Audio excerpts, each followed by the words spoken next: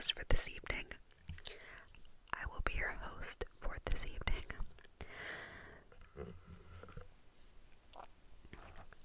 Today's video is going to be a whisper ramble about some reading updates, I guess, would be the best way to describe it. Please do not mind that. I don't even want to talk about it, but I really like the Starface patches more than the Mighty patch. I think that they're cute, and I think that they, I don't know, that work would be the best, like, I don't know, I think that they work a little bit better. I don't know.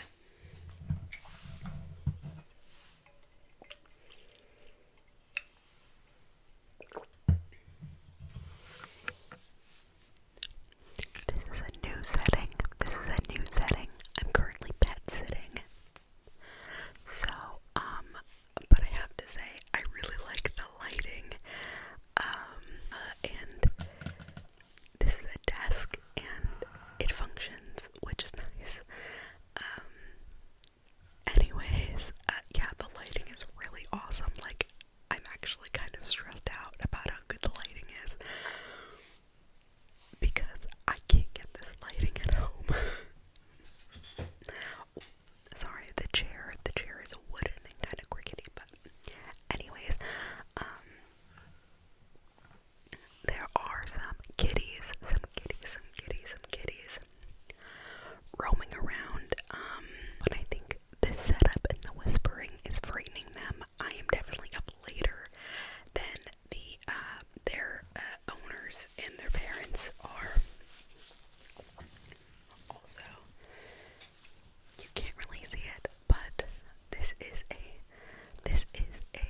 little shrimp tank top, and I think it's so cute. Anyways,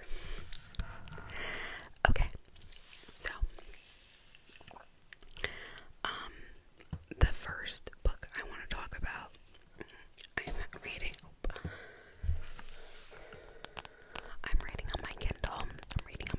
Also, if you've seen my Kindle before, you might notice I switched out some of my stickers, and the ones that are different are, I removed a lot, but the ones I added in is this for the birds sticker, and this Made in Spoons, Oregon sticker, and they're both from a Love to Forever by Tara DeWitt pre-order campaign, and they're so cute, and I'm obsessed with them. There was another one, but I wanted to keep the other stickers that I kept. This I Heart One Direction, the Heartstopper, this little cowboy bunny, and the Reputation I wanted to keep, so I couldn't fit the other one, but my hair is a mess, and we're just moving on. I'm just a mess in general, and I'm so sorry about it.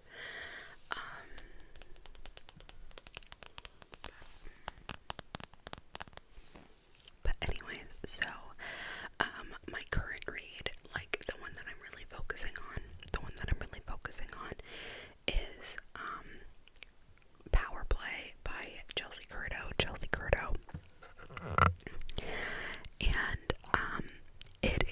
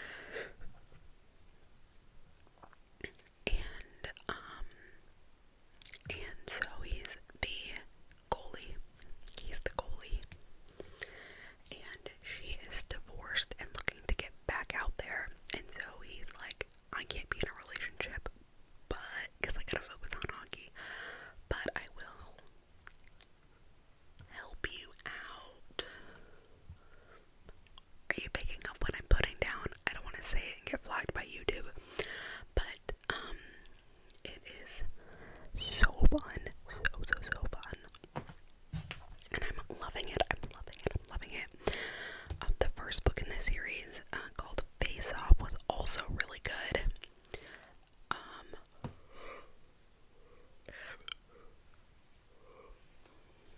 I'm really, really excited to keep going with the series. The books are a lot longer. I'm not in a slump. I'm in a little bit of a slump, like I'm finishing books, but it's taking me a while. I'm getting very anxious when I'm reading. I have noticed that listening to, if you have an iPhone and one of the newer updates, or I don't know if it happened in a newer update or if I'm just noticing it. But if you go into like the tool, like the toolbar, like where you find like the brightness and volume little setting thing, and there's a spot that you can put on like background noise, background sounds, and they have one called black noise as opposed to white noise, and there must be something about the frequency because I hate white noise, and no hate to people who love it, but I can't stand it. Like it makes me, I think it's misophonia, because it's not the exact same that happens as when I'm like hear like the sound of dishes or the sound of metal clanging, which is like I have like a very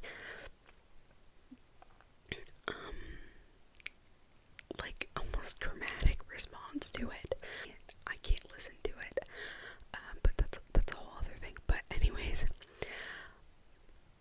white noise pisses me off to an extent that I can't listen to it. It really is upsetting. Black noise, on the other hand, is really nice in terms of blocking everything else out. Like it doesn't relax me, but helps me focus. So I listen. So I put my headphones on. I put on some black noise, and I can zone in. To the book when I'm eyeball reading. The other thing that had been helping me for a while was annotating, but annotating is exhausting, so I don't want to do it all the time. So, yeah, I have realized that the black noise helps a lot. Yes, so Power Play, I'm about 75% of the way finished with that, and I'm loving it, obsessed.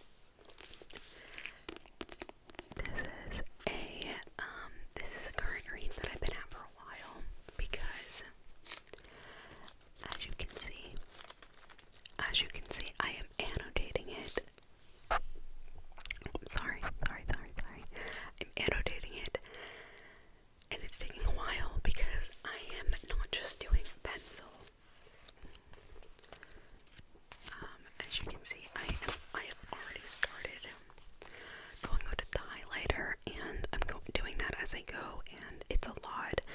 I didn't need to do it that way, but I was having more fun when I started it, doing it that way. But now I'm exhausted, and it's just not very convenient to when I'm reading. Like when I am laying in bed, I'm gonna have to be sitting up at least a little bit, because going with the highlighter, I want to get it right. But yeah, but this is a reread, and this is The Love Hypothesis by Ali Hazelwood. And if you haven't read any of Ali Hazelwood, or if you haven't read this one, I completely recommend every single one of her books, but this one's, I was gonna say it's great to start with, but honestly, I think that Love Theoretically is the best one to start with. This is just this is like her first published, she was on AO3 for a while, and this is actually based off of a Kylo Ren, it's a Renlo, I think it's a Renlo, but it's based off of Kylo Ren fanfic, and it is a fake dating, PhD candidate and a professor. It's not like he's not her professor, but at Stanford University, and it's Grumpy Sunshine.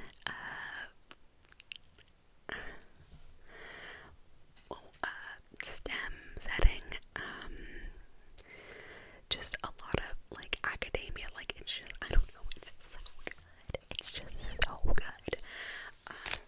I think that Ali Hazelwood, in her writing, she herself is a very intelligent woman. She's a neuroscientist, and her writing is just so rich.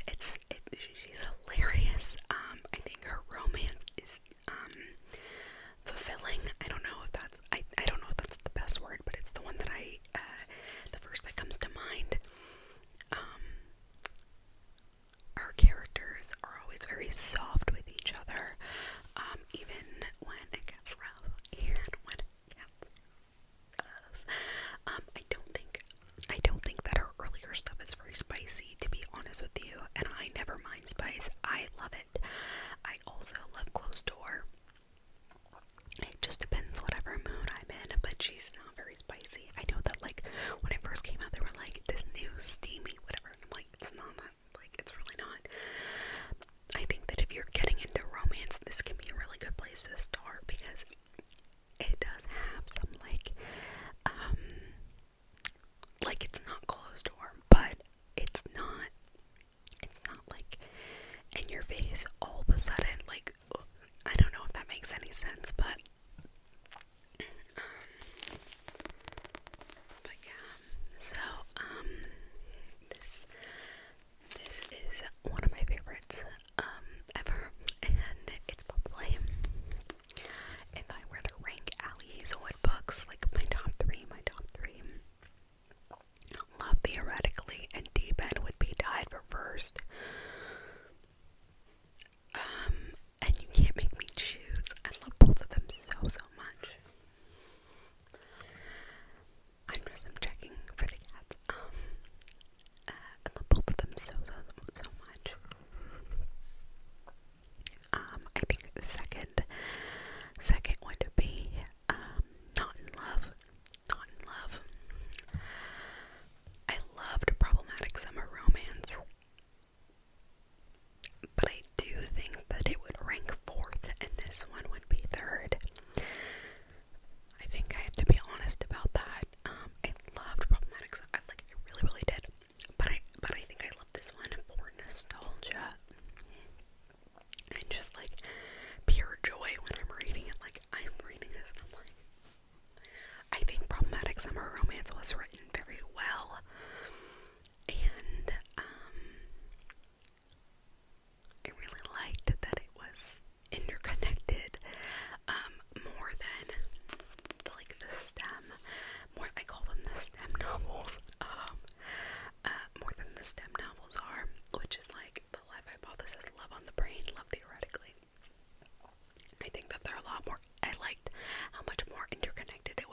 feel like there's a lot of cameos in Allie's books that are like connected to each other. But I don't know. There's something about like, yeah, problematic romance, summer romance it was a really beautiful book. Like, I just think that it was really, really the angst, and I went through that in like a day. Like, and I think it's actually kind of the cause of my slump right now. I just haven't really come out of it, I guess. There's a lot of things that are going on there, but there's that. But yeah, I think that this would be third for me. And I'm not even halfway through.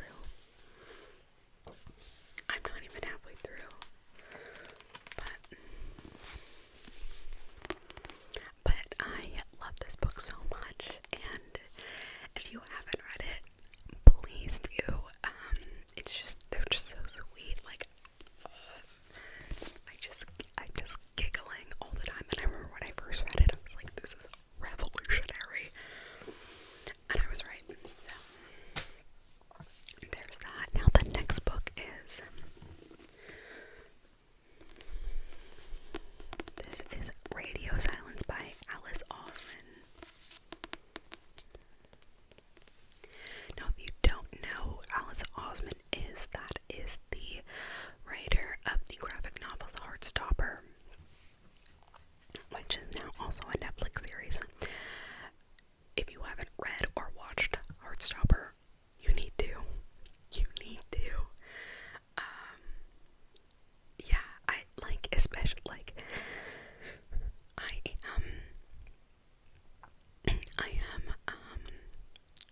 am bi, and so watching that now, when I know that it was a reading, and watching that now, when I know that when I was a teenager, that having that show would have meant so much to me in terms of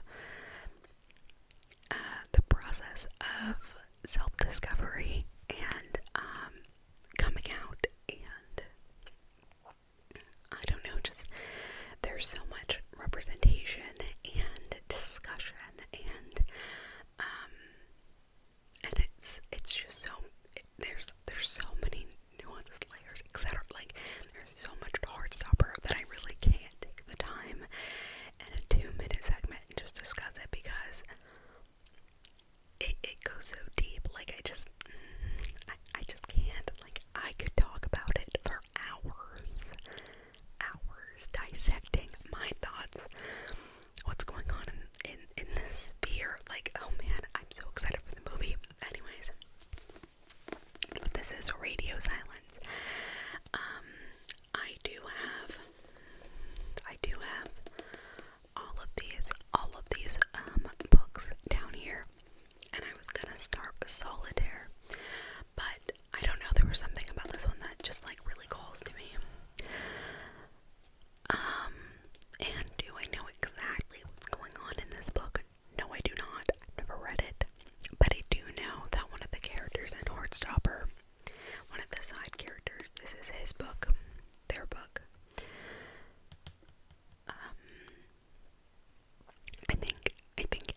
I don't think Alid is non-binary. I don't know, but you know what, I was really sad when they cut Alid out of the Heartstopper characters, but I do think that they would have had to incorporate Radio Silence into Heartstopper if they included Alid. And now, so if you watch the show, Alid is supposed to be like, Isaac is in place of Alid, and Solitaire. I think Solitaire is supposed to be Charlie's sister, if I remember correctly, and if I'm wrong, I'll put it on the screen. I will take a look. I will look it up. But I believe it's Charlie's sister in Solitaire, and they're changing her storyline a little bit. In comparison to like the other books that Alice Osman has written. So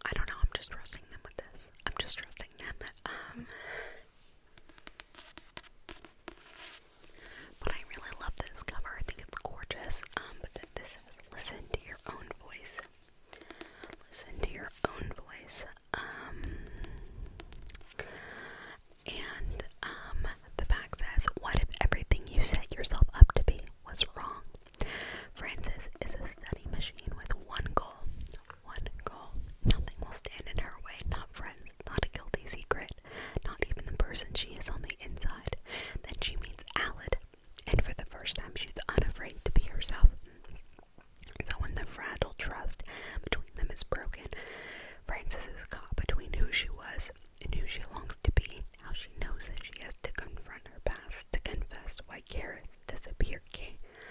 disappeared. Frances is going to need every bit of courage she has. Engaging with themes of identity, diversity, and the freedom to choose, Radio Silence is a tour de France by the most exciting reader of her generation.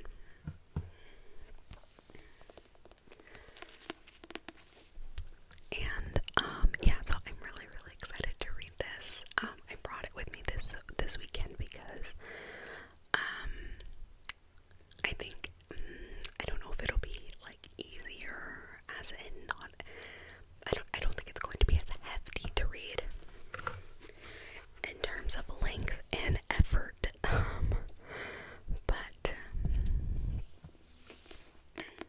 I do think that it's going to be very meaningful.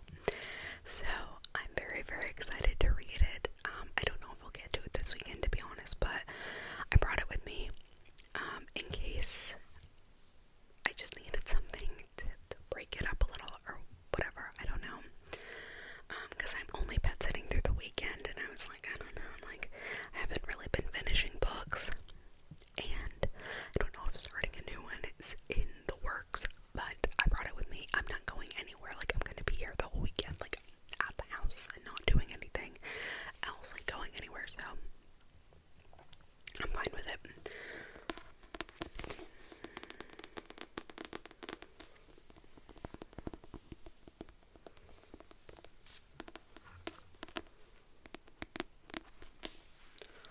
But yeah, so there's that. And then I'm also listening to Caught Up by Nevessa Allen. Now, Caught Up is a stalker romance, and it's the second in the same series that Lights Out by Nevessa Allen is in, and I'm listening to it on audio because it is performed in duet. And one thing about me is duet audiobooks rule my life.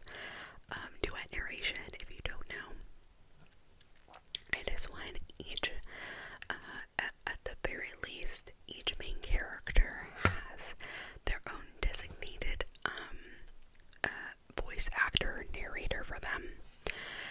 And sometimes it goes beyond that, where and this is how it's usually done, but sometimes it's not. Sometimes it's different. So, where it's often duet that there's somebody who does the male voices and somebody who does the gal voices. Like, dude narrator does the dude voices, and the gal narrator does the gal voices. And I prefer that. It keeps me in and invested and involved. Like, more like I'm listening to a conversation. And not so much that they're like reading to me. I prefer that. So, yeah, so I don't know what I was saying. Oh yeah, so Caught Up is the second in that series that Lights Out was in. And the Lights Out audiobook is one of my all-time favorites. Jacob Morgan narrates for the Lights Out, and it's Teddy Hamilton who narrates for Caught Up, and Teddy Hamilton's one of my all-time favorite narrators. Jacob Morgan does a phenomenal job, and so highly recommend the Lights Out audiobook. I think it's really funny. It is check the trigger warnings because it is darker in theme. I recommend checking trigger warnings for every book that you read, but but the Lights Out and Caught Up books are very dark in theme.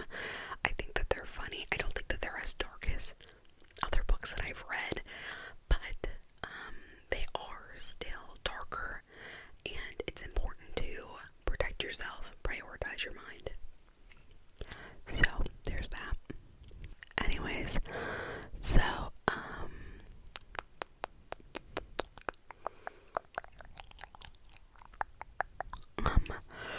yeah, the Caught Up audiobook. I'm having chance. He rides a motorcycle. That's fun. He's in the mafia, and she is a worker, and via the online world, and he's it's second chance as well. And when he discovered, like, he's like kept tabs on her since they had to break up, and he is a frequent flyer at her online establishment. So that's nice. And now he is trying to get her back, and I love it. I'm having a great time. I love that Hamilton. I'm trying to remember who the narrator for. I think her name's Lauren. The MMC, the male main character's name is Nico. I think her name is Lauren. I can't remember. But I don't think that I've ever heard the one who narrates for the female main character. I'm going to call her Lauren from now on. I don't think that I've heard her before, and I have to be honest, like, I'm not like obsessed with her. But she's doing well for now. I think that she's just a little, I don't know, so far she's just kind of, I don't know, like kind of stale. I don't know if that's the right word, but it's the best word I can think of. Like, she's just not my favorite.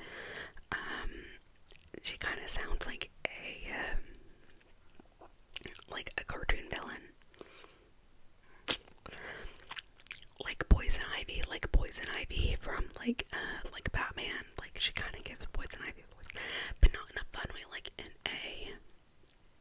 a cartoony way, and I just don't love it. I'm just not obsessed. Like she's trying to do something and